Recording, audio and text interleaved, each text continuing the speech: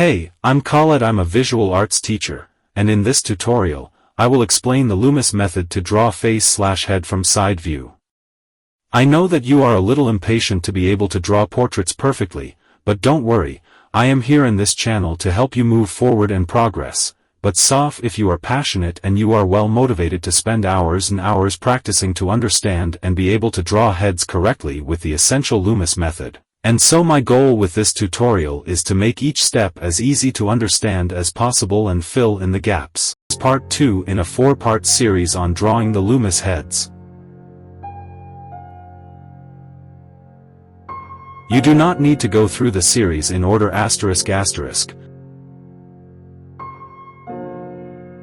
But doing so will help you understand how to draw a face from any angle that you want. It's a very useful skill to have for portrait artists.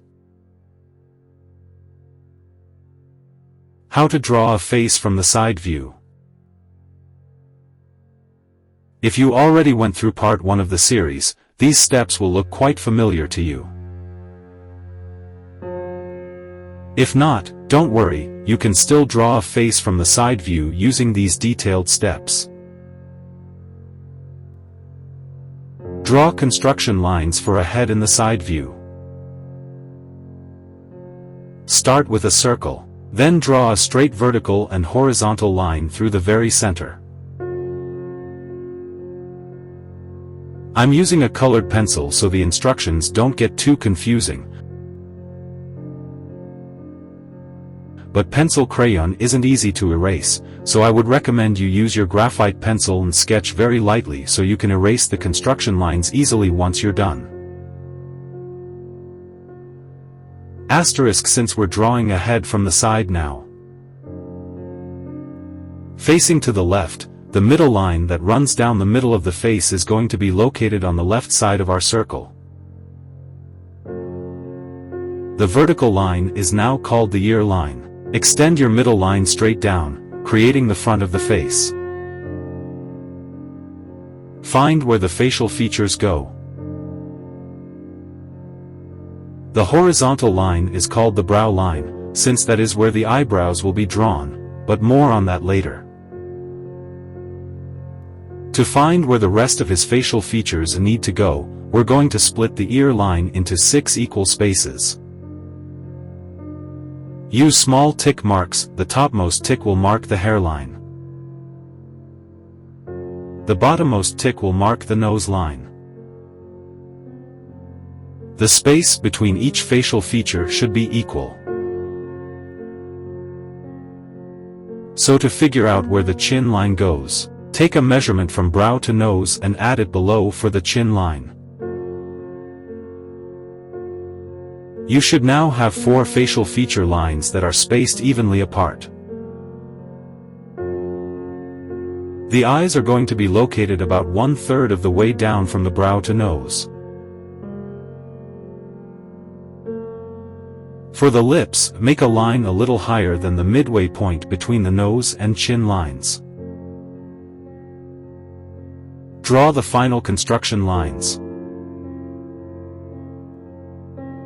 Draw a circle that spans from the hairline to nose line to represent the flat side of his head, aka the side plane. Asterisk remember when we chopped off the sides of his head in the front view? This is what it looks like from the side. To complete the head shape, draw the jawline which runs from the bottom of the side plane to the chin. Draw his neck. Let's first make the head shape less circular, as I've done above. To draw the back of his neck, align your pencil with the nose line and base of his cranium. Halfway between the front of his face to the ear line, draw the front part of his neck. Let's draw his facial features from the side. Finally, now that we've constructed the head shape and know where his facial features should go, let's use these as guidelines to draw our details on top. Let's draw the ear between the brow line and nose line, placing it in the bottom right quadrant of the head. It's actually slanted back instead of perfectly vertical. So draw a slant that looks like a forward slash before we actually draw the ear. I think the ear shape is kind of similar to an oval, so if you want to have a rough guideline to draw within, create a faint oval. Using the slanted line and oval as loose guidelines, you can more easily draw an ear. You can follow the steps as pictured above to draw the ear. You can see that I've now switched to drawing with a graphite pencil. At this point, I usually draw darker to differentiate the drawing from my construction lines. To draw the brow bone and forehead, start your pencil stroke just below the brow line, creating a deep convex curve. Extend your pencil stroke upward to create the forehead. I gave him a forehead that slants inward, but you can make it steeper or have it jut outward if you prefer. Try not to follow the circle shape, otherwise, his head will look too round. Stop when you reach the hairline. Below the brow, you can draw a light triangle. The simplified version of a nose to use as a guideline to draw a more detailed one. Experiment with different shapes to get the nose shape you prefer. The base of the triangle should rest along the nose line. Use the triangle as a rough guide to draw a more detailed nose shape. I've provided some examples above. You can manipulate the triangle to get some very interesting nose shapes. After you've drawn the nose bridge, tip, and septum, add the wing of his nose to the right side of the middle line, the vertical line that marks the front of his face. For the nostril, draw a slight curve between the tip and wing of his nose. Time to draw his mouth. I've included some steps above, showing the order I recommend for drawing the mouth. On the lip line, without going too far past the wing of his nose, draw a small tick to mark the corner of his lips. Define the opening of the mouth by drawing a wavy line. Then draw the top and bottom lip, making sure they are drawn on the left side of the middle line, the vertical line that marks the front of his face. Below the lip, bring your pencil stroke out to create a round, full chin, instead of following the construction lines too closely. Then use the construction lines to draw the neck, jawline, and the rest of his head shape in more detail. Don't forget the Adam's apple along the front of his neck, smiley face. For his head shape, try to deviate slightly from the circular construction line. I've made it so the back of his head is a little pointy. Let's draw his eyebrow along the brow line. I like to align the eyebrow arch with the side plane, the small circle we drew within the largest circle. To draw the eye, first, draw an imaginary line going up from the wing of his nose. We'll draw his eye to the right of that.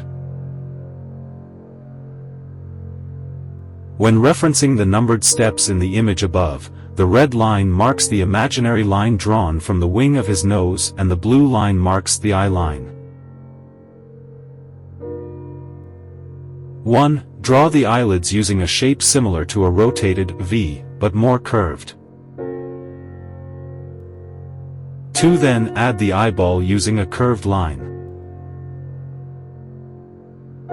3. The eyelid crease can be drawn using a curve that is similar to the shape of the top eyelid. 4. Add eyelashes if you would like. How to draw hair from the side view, : Time to draw his hair.